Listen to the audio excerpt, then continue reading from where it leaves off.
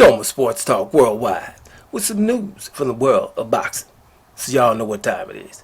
You ain't in a rush to get concussed. Man, seriously, right? Let's talk about the heavyweights. Tyson Fury looking for a fight in December. That's what's going down, right? He ain't gonna fight Deontay Wilder. He's moved on. So if that's the case, you know, we got the people we hear in Carlos Takam, we hear in Agit Kabayal and that kind of thing, right? Remember Michael Hunter, right? See how that happens? Don't get an opportunity. Michael Hunter, who beat Povetkin, put his name in the hat, said, should I fight for free? I can beat you. I beat you already in the amateurs and things like that. A fighter like that gets ignored. Right? We don't say much about it, but right now that's one of our top heavyweights from America's standpoint. Right? Soft-spoken guy, handles his business, know he's one of the best, coming from cruiserweight, dealing with these bigger guys. His win against Povetkin resonates a little bit more now when we see what Povetkin did with Dillian White. We have to understand that, and the people he beat before that, the Maldonados, the big old Ustinovs, and I forget the other guy name. A couple of, first of all, Martin Bacoli, who only lost once to who? Michael Hunter was an undefeated guy who went and beat him right in his backyard. So I'm just saying, Michael Hunter has earned his stripes. He should be getting this shot here before everybody else, to be honest with you, because he should have got the fight against Dillian White. So that didn't happen.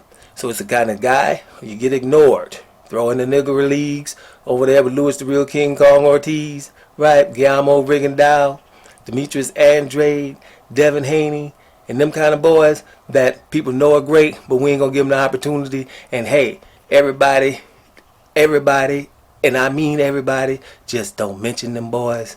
That's what kind of things happen. So right now we mentioning them boys.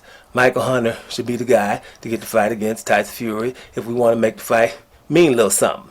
If not, and we gotta have Carlos Takam, only thing I'll say about that one is shouldn't be Carlos Takam, but if it's gonna have to be, tell the man now so he can at least train for it. Because them fights, them losses he got on his record, right? A lot of them, the Povetkin loss don't count. Povetkin was full of meldonium and hit him with the same punch he hit Dillian White, full of meldonium late in that fight. That means you're disqualified if you're doped, right? Full of meldonium at the time. So he's not gonna get that win for me over Carlos Takam, who was in that fight, and one of them was doped and one wasn't.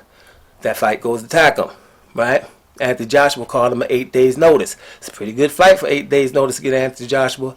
Shoot, Joseph Parker had to deal with me. So he's up there if you give him a little time to train.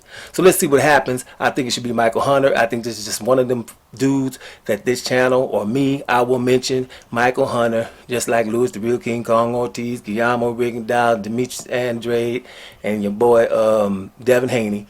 They're going to get mentioned because that's what's supposed to be happening.